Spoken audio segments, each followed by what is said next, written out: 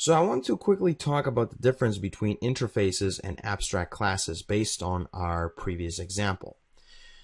So as you already know, one of the main differences is that, let me open up the iCar and the car and put them right next to each other.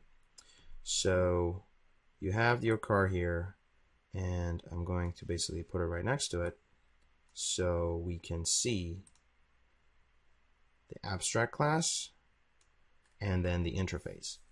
So you see that the interface only has function definitions, the signatures, that is. It's telling you what needs to be implemented.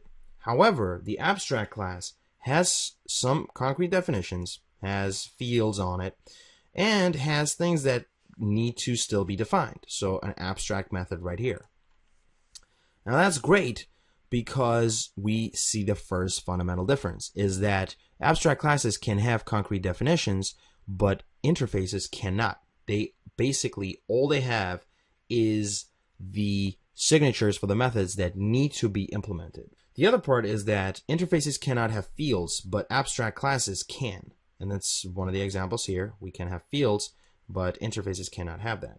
Also, interfaces cannot have a constructor, but we can have a constructor on an abstract class, just like on any other class. So we can basically have, protected. You want to make your constructor protected just so that only the classes that are implementing or inheriting from the car class can have access to it. So you can say car and then, stuff like that, but you can have a constructor.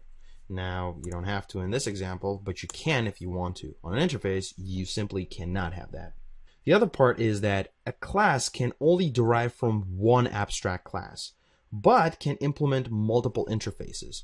So if we had iCar and iSomething else and iSomething else, those could have been implemented by Ferrari and Lamborghini. But only one abstract class can be derived. So the concrete class that we have can only derive from one abstract class, yet it can implement many interfaces. That's one other key difference.